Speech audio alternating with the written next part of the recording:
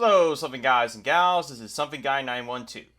My relationship with the Doom games is complicated to say the least. Whether that is that my first foray into a Doom title was Doom 3 of all things, or of my feelings towards Doom Eternal, I'm not exactly a expert when it comes to the storied history of the Doom games.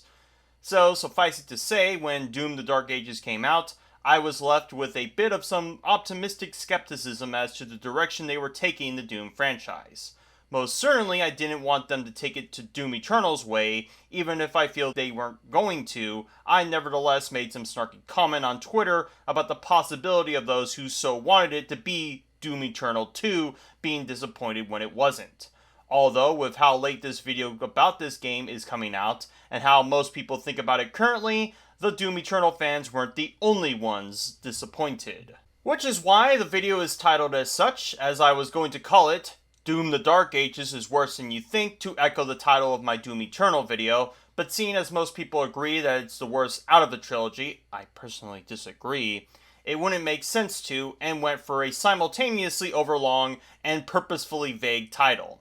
Unlike the last video, instead of taking a random video criticizing or praising the game, I figured that I'd just dole out some quick thoughts of my feelings towards the game now having completed it. I did complete it on Hurt Me Plenty difficulty, which of course, Doom elitists like Under the Mail would say I have no right to criticize, but the reason I chose that difficulty is that typically, developers structure the game's difficulty around the normal difficulty, as trying to scale it at a lower or higher difficulty will cause over or under corrections for damage taken, damage dealt, or likewise. I'll use gameplay footage of my playing the game on Nightmare to prove that it's not just simply a matter of skill issue, and that little of my feelings about this game would change much beyond the fact that, admittedly, Hurt Me Plenty difficulty was frankly a cakewalk in comparison to Doom Eternal's constantly unfair and unforgiving nature. Something that will be explained for later. And now that we are on the topic of difficulty, let's start with that. So, one of the hot button topics immediately out of the gate about Doom the Dark Ages was the existence of difficulty sliders, as in a variety of ways in which to cater the experience how you like. You can completely decline to do so, as I and most often do, but often that was used as a counter to those who took issue with it. I find this incredibly reductive because the same could be said about not changing the default difficulty option. See, what I find problematic, the correct way to use that word, about the existence of this difficulty slider is that the devs have put it there as a means to have the player develop the difficulty for the developers instead of them carefully nurturing the difficulty to be satisfying at all levels for all players. For example, in the Oblivion remaster, the difficulty between Adept and Expert was incredibly borked in that Adept was too easy, but Expert would have enemies deal 3 times the damage to you while you did only a third of the damage to them. This problem could be remedied with difficulty sliders or mods, but that just puts the responsibility of making that difficulty work on the players rather than the developers.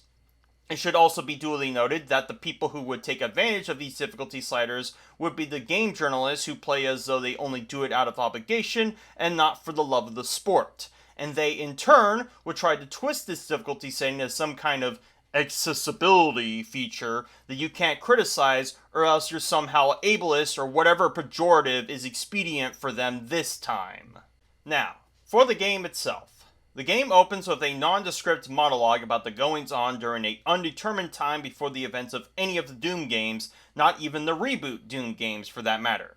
Yes, this game is a prequel, although it being a prequel doesn't really help to elucidate much between what happens here and what happens in 2016 or Eternal. More notably, it further evangelizes the Doom guy into this near-prophetic god-killer, as Eternal had so aimed to do so. Various people also grew tired of the Doomslayer as a concept of constantly trying to deify his presence, as opposed to the more humble Space Marine who managed to fight insurmountable odds through sheer willpower alone. Doom 2016 definitely didn't help matters, but Eternal turned it up a notch to the point that it becomes insufferable how much the story in the game revolves around his every being, as though the NPCs are behind the curtain seeing the veil. I can take it either way, because you have people who grow tired of the fad, yet simultaneously claim that the Doomslayer in this game has been emasculated as a result of two things: shields and the lack of glory kills.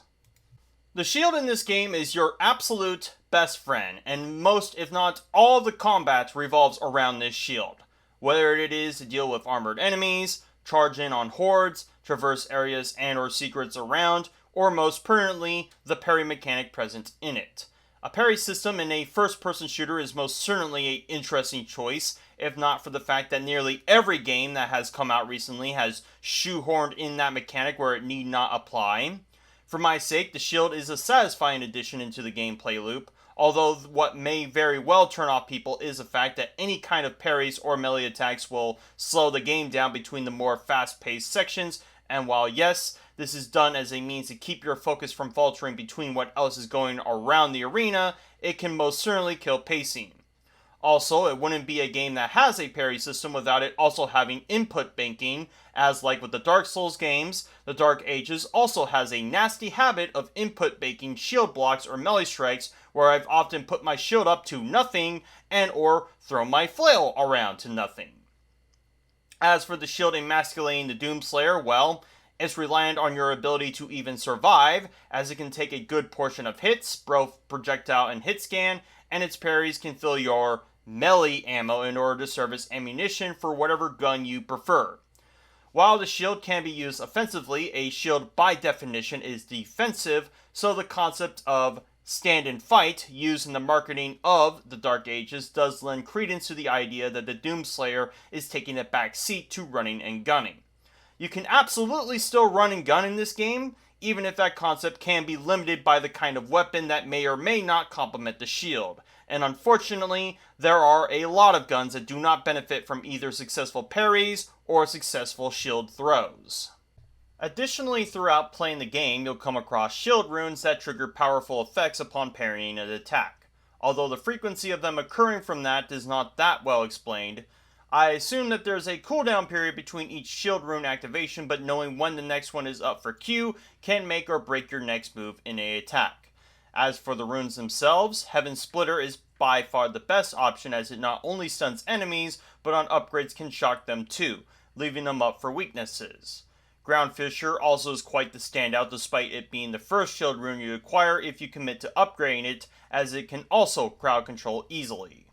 As for the glory kill system, it is severely reduced in presence compared to Doom 2016 and Eternal. The glory kill system was a neat idea both for story and gameplay, as it showed just how brutal the Doomslayer could be, while gameplay wise helped to contextualize his means of survival.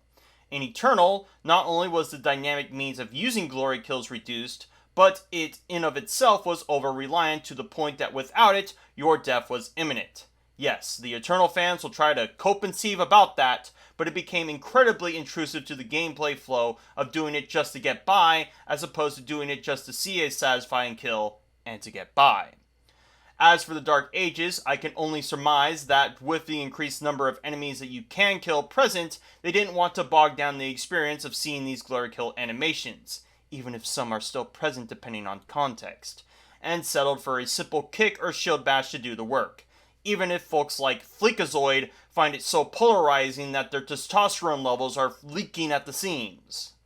Of course, that lack of animation doesn't explain why the Doom guy will kill the same leader for his health, ammo, or armor upgrade in the same manner every time, but that's besides the point. It was a matter of pacing for them, and I would forgive them for excluding it.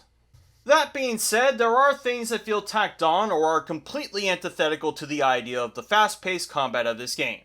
There are several chapters in which you pilot a Atlan mech and duke it out with Titan demons, and that's about the rub of it. It's basically not that much more complex than your rock and sock them robots, as though the developers got so caught up in the spectacle of using these Atlan mechs that they forgot that they still need to make it compelling gameplay.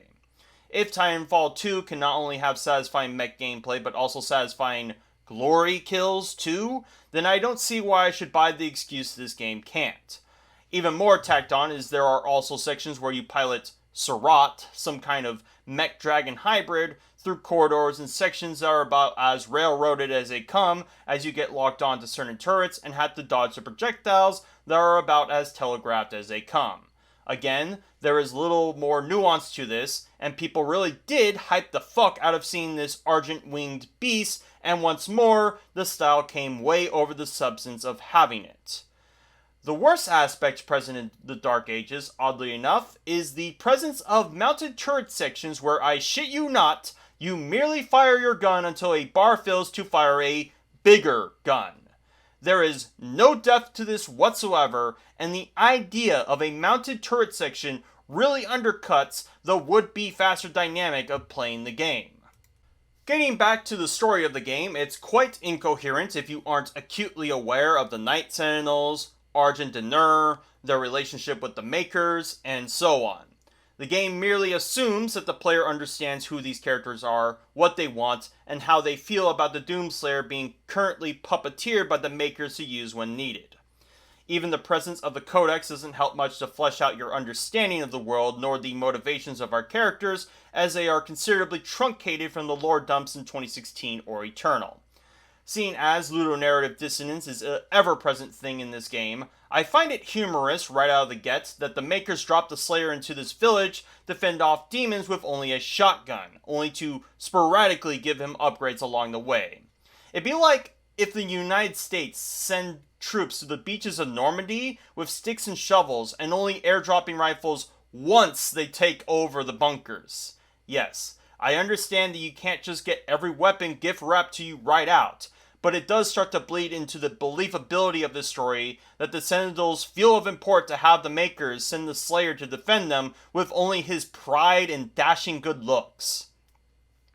Not that the story would do itself many favors, as I already mentioned how none of what transpired in this prequel would contextualize anything that happens later on, especially with the tonally jarring nature of how the chapters jump cut between them as though a myriad of things happened off screen that we didn't get to see.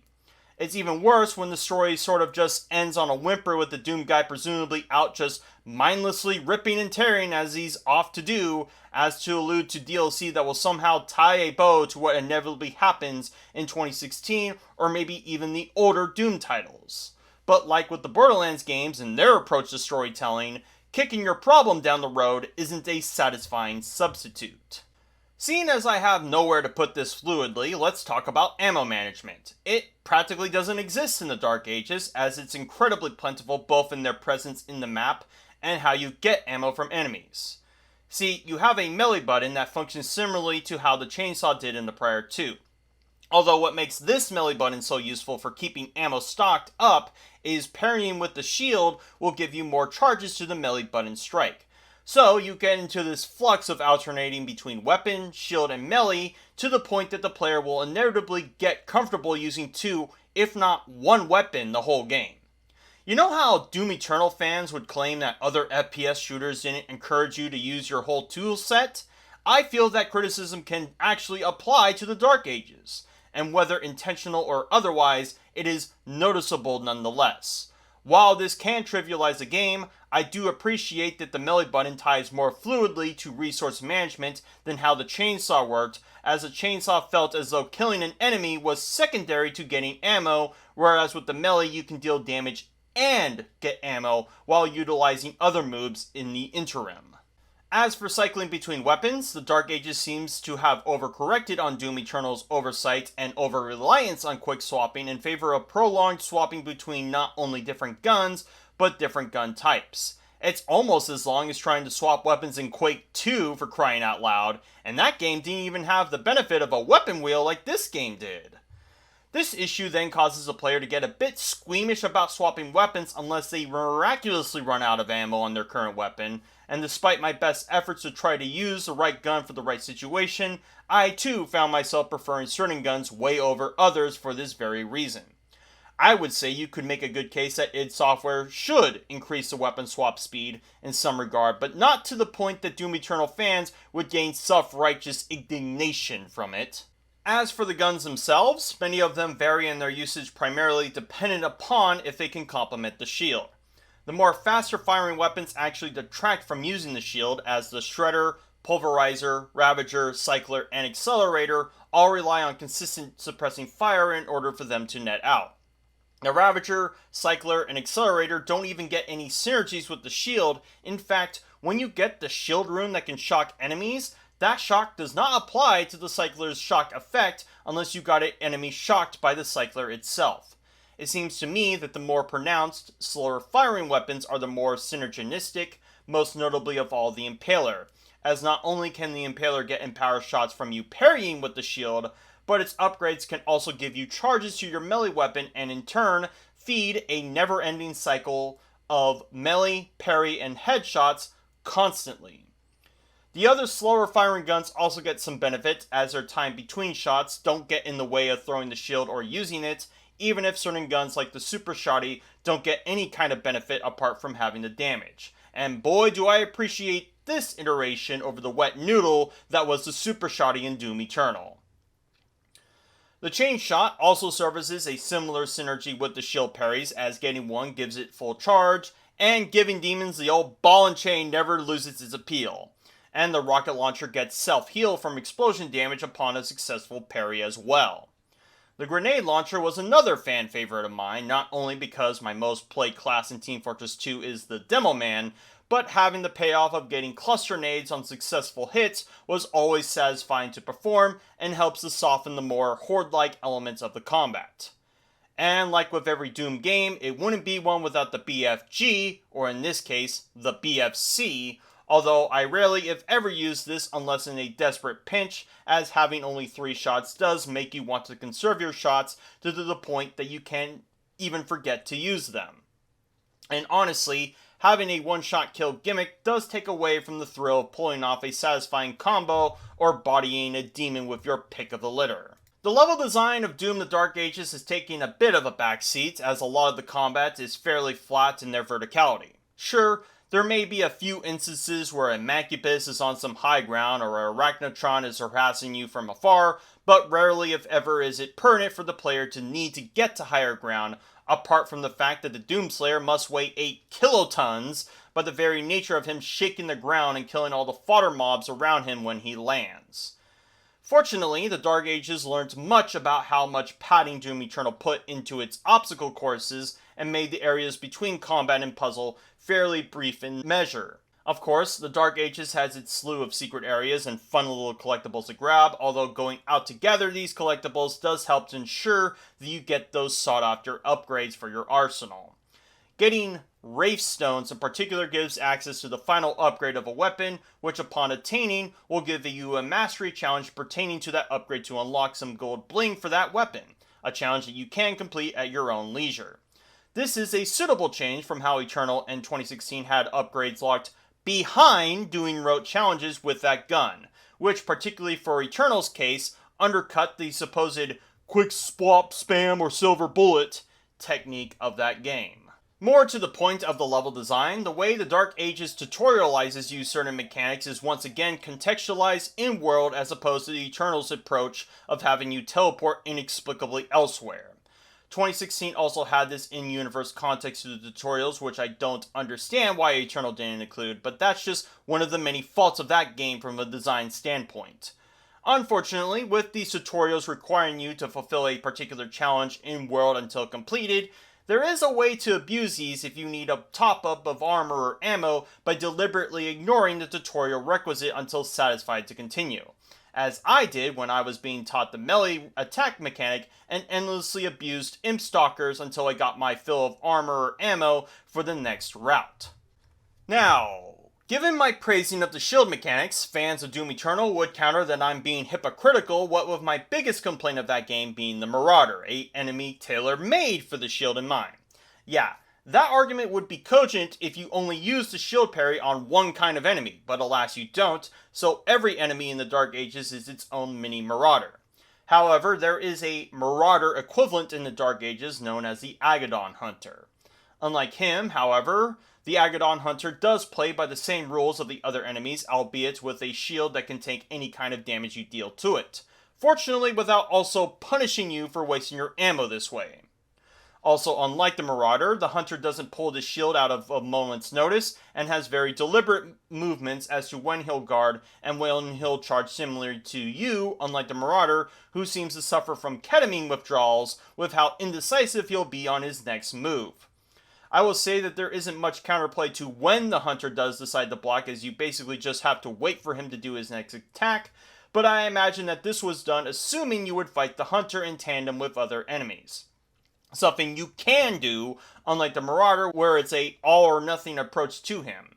And most importantly, the counterplay with using the parry is built into many of your combat encounters with enemies, that the presence of this Agadon Hunter doesn't feel particularly awkward in comparison to when the Marauder rears his ugly face into the picture. Secondly, another major criticism not only shared by me, but detractors of Doom Eternal, is that the game forces you to play the game a particular way. If my comments about how the game pigeonholes you to go for the silver bullet technique or the weapon swap spam meta are anything to go by, would be in contradiction to my statement about how the combat of the Dark Ages also expects the player to use the shield frequently in tandem with your other weapons. While true, again, any game that has mechanics will expect the player to play a certain way, it's a matter of if those mechanics were actually intended, as I feel the weapon swap speed in Eternal was an oversight on the developer's part, especially given that the weapon swap speed in the Dark Ages is as slow as it is currently. And unlike the weapon swap spam being used to overcome the frankly bullshit nature of Eternal, how you use the shield is perfectly in line with what they were going for, and by design was made to accommodate their stand-and-fight approach to the combat. And that is about the gist of what I have to say about Doom the Dark Ages. It's a serviceable threequel to the reboot Doom trilogy, as it were, even if it doesn't quite hit a high note or amp up the experience of the prior two games to a new echelon. Where Eternal made me feel frustrated playing it, the Dark Ages made me feel awash with boredom after it played all of its cards near the end, and it's an experience I can't imagine finding myself remembering well, much less fondly. Still, despite what people will tell you, I think the Dark Ages functioned in terms of what it was trying to aim at, and not what people wanted it to be, as I've always argued that a game should be measured by what it attempted to accomplish over what kind of mold people expected it to fit into. Same with the divisive Doom 3, where criticism of that game became as simplistic as haranguing its horror elements by principle, rather than whether it was able to accomplish being a horror shooter. And I believe it didn't because of its over-reliance on cheap jump scares and random enemies poking out of supply closets endlessly. We are not the same.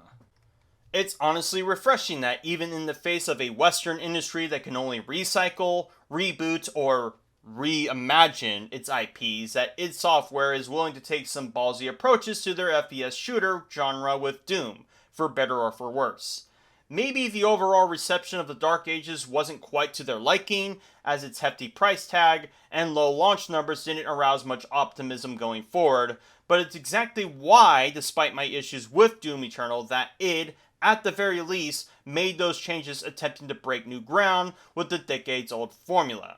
I can appreciate the spirit, as confused as it can get for them. Ultimately, Doom the Dark Ages is exactly what I thought it would be, and for you, it's exactly what you think it is.